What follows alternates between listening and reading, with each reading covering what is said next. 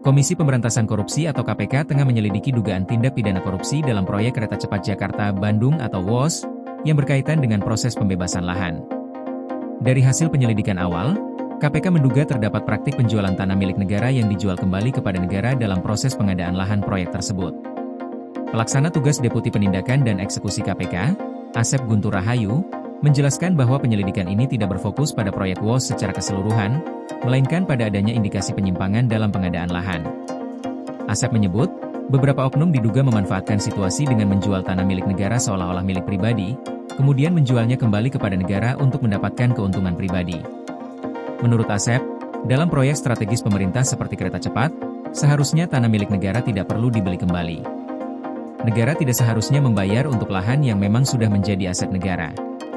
Ia menegaskan, jika lahan tersebut merupakan kawasan hutan, seharusnya dilakukan konversi atau penggantian lahan dengan mekanisme yang sesuai peraturan, bukan dengan transaksi jual-beli yang merugikan negara.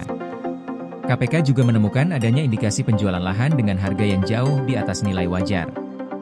Dugaan markup harga ini menjadi salah satu fokus utama penyelidikan. Asep menjelaskan, pembayaran kepada pemilik lahan pribadi memang merupakan hal yang wajar dalam proses pengadaan, namun jika pembayarannya tidak sesuai dengan harga pasar atau dilakukan atas lahan yang bukan milik pribadi, maka hal itu dapat dikategorikan sebagai perbuatan melawan hukum. KPK kini tengah mendalami lebih jauh siapa saja pihak yang terlibat dalam transaksi tersebut. Asep menegaskan bahwa pihak-pihak yang mendapatkan keuntungan besar dari proses penjualan lahan yang tidak sah akan dimintai pertanggungjawaban hukum. Uang negara yang telah diselewengkan pun akan diupayakan untuk dikembalikan. Proyek kereta cepat Jakarta-Bandung atau WOS diketahui mulai beroperasi pada 2 Oktober 2023. Proyek ini menjadi yang pertama di Indonesia dan Asia Tenggara, serta merupakan bagian dari proyek strategis nasional yang ditetapkan melalui Peraturan Presiden Nomor 3 Tahun 2016. Pembangunan kereta cepat ini telah direncanakan sejak tahun 2015 dengan pembentukan PT Kereta Cepat Indonesia Cina atau KCIC sebagai pengelola proyek. Dalam pelaksanaannya, proyek ini melibatkan investasi besar dan kerjasama antara Indonesia dan Tiongkok. KPK memastikan bahwa penyelidikan terhadap dugaan korupsi dalam proyek ini dilakukan secara hati-hati dan profesional.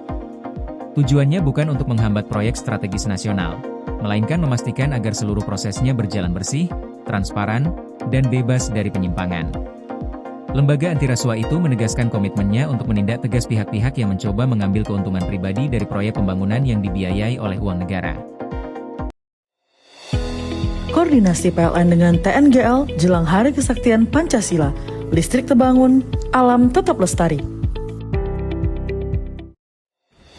Panen perdana garam Aceh. PLN hadirkan energi untuk UMKM di momen menyambut Hari Kesaktian Pancasila.